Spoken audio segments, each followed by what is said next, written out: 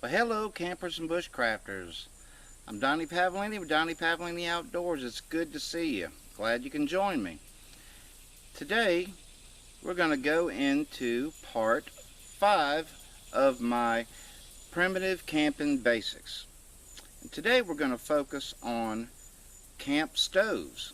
If you've watched my channel, you've seen that I've done several stove videos, but this one's a little different because we're going to discuss how and why to pick a camp stove.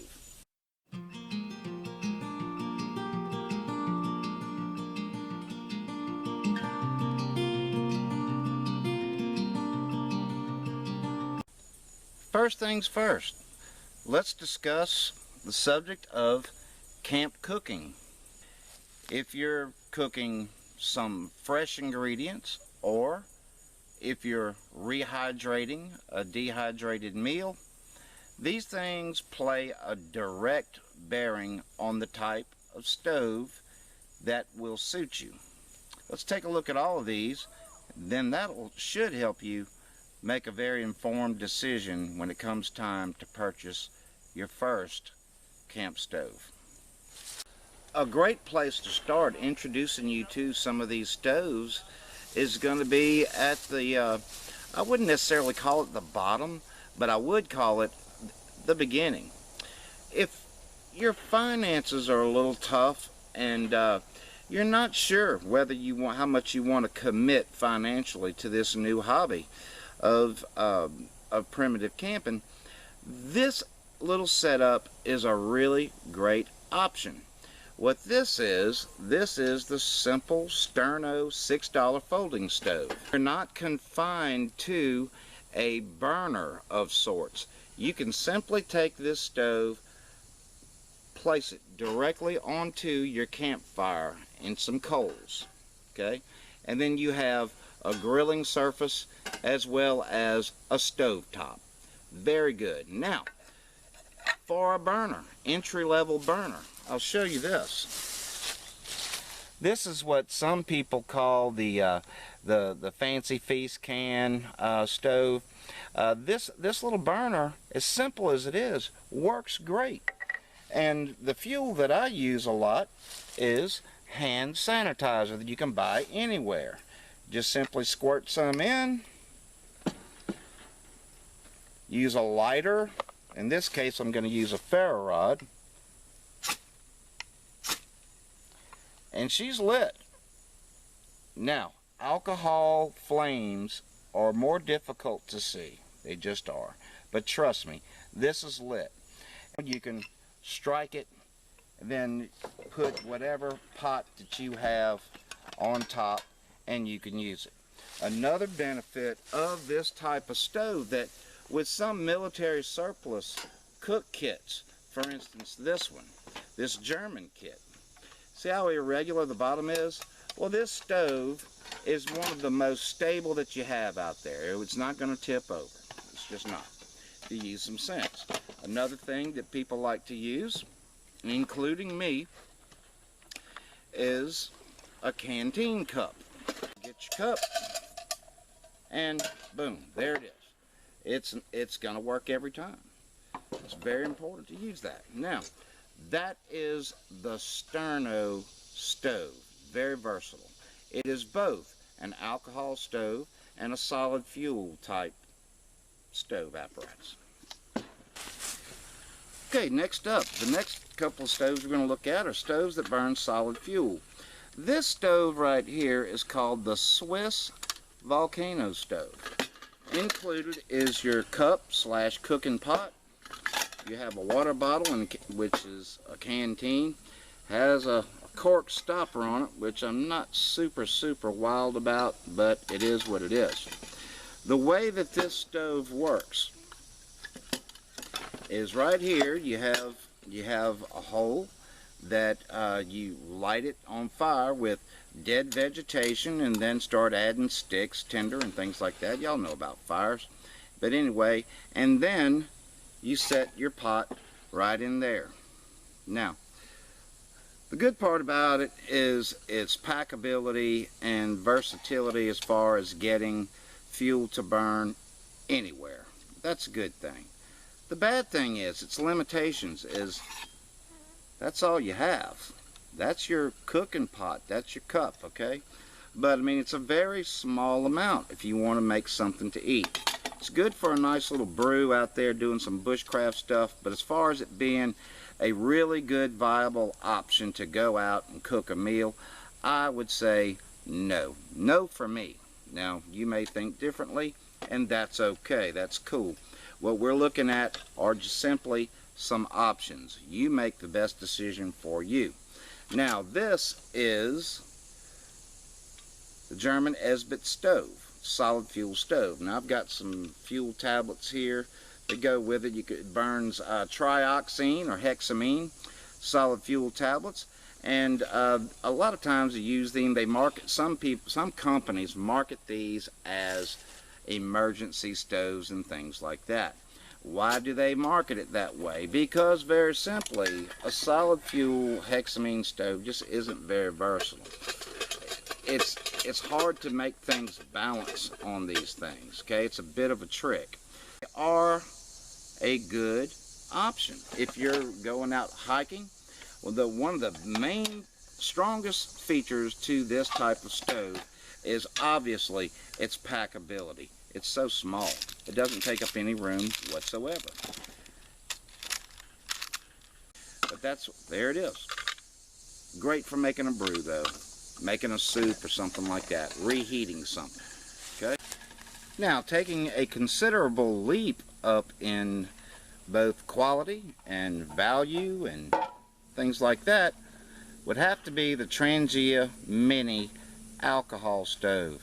Its benefit is the cost of fuel is very cheap, and it does a good job. This type of setup, this is in conjunction with the Sterno stove cook and kit set that comes with this little cooking pan here, and it's got a little drinking cup and things like that. Now, what's good about this stove? You simply put your burner in there, and this one has wind protection on all four sides. It's a big deal when it comes to alcohol stoves because they want to blow out very easily. I mean very easily. They must be protected from wind. If you're going camping on the beach, it's probably not a good idea to bring a Trangia Mini type alcohol stove. Now, another good thing about this type of stove is that with this simmer ring on here, you can adjust how much heat comes out. You must pour liquid alcohol type fuel. I like a mixture of 50% heat that you can purchase in your automotive section and 50% of a 60 to 70% alcohol mixture. Okay, if you don't want to do that, you can go strictly with the alcohol. What it will do with just alcohols, it'll burn cooler and it will put a lot of soot on the bottom of your pots, but that's part of it as well. I neglected to mention earlier with the little Fancy Feast stove, and it will work great with this setup too. You don't necessarily have to buy this. This is about 16 or 18 bucks. But this little Fancy Feast stove also works brilliantly with your liquid alcohol type fuel. Now, speaking of fuel, you may not want to transport this much.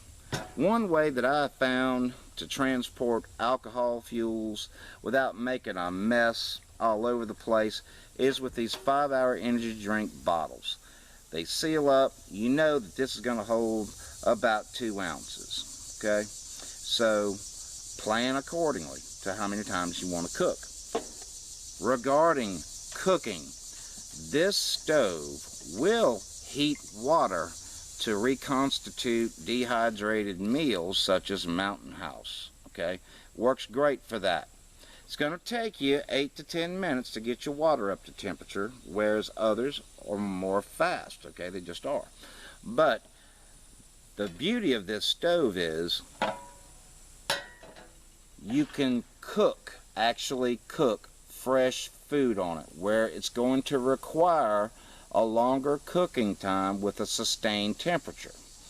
On some of your gas stoves, particularly the isobutane stoves, they burn very hot, and if you plan on cooking something, say you're going on a camping trip for 3 to 4 days, okay, you're going to have to bring a hell of a lot of those little canisters with you, because they're going to consume a lot of fuel very fast. Okay, so these things do cook low and slow. I have fried, I have stewed, you name it, I've done it with this type of setup. This is a good setup, by the way, and it won't break the bank.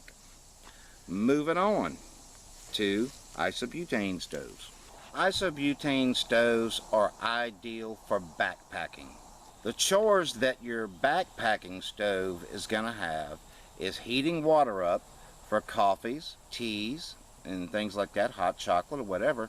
Also for reconstituting dehydrated meals. This particular model is the MSR Pocket Rocket. I've had this thing for 2 years and it never has let me down. It is a very, very good stove.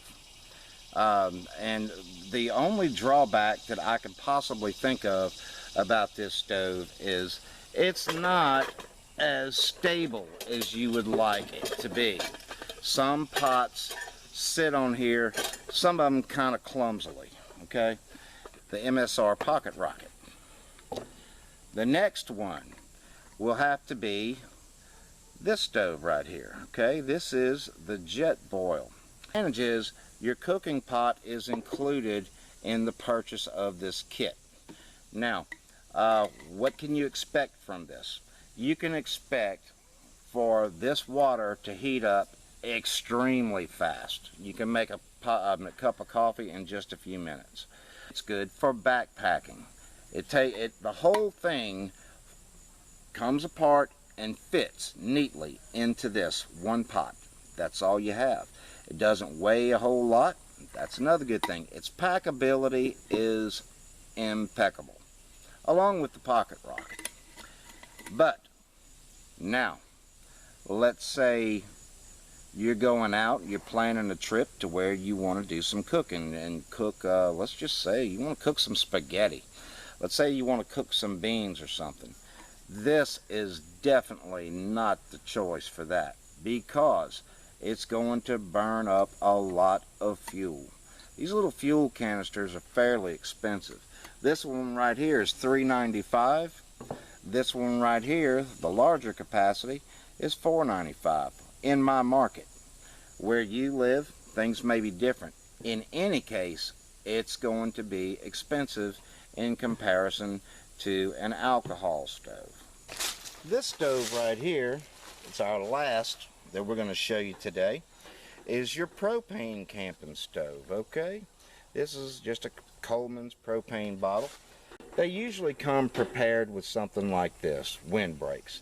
Another good thing about this stove is you can heat things up rapidly, or you can slow them down.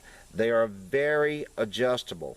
This is almost like taking your stove from home with you on a camping trip.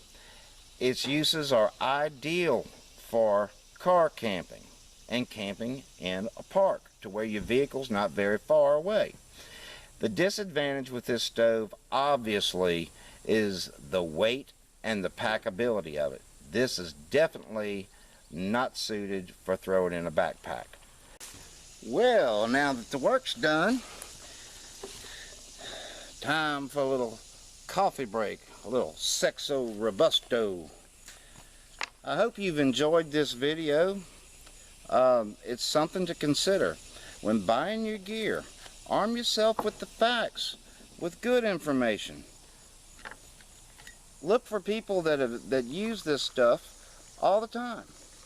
You'll be amazed what you find.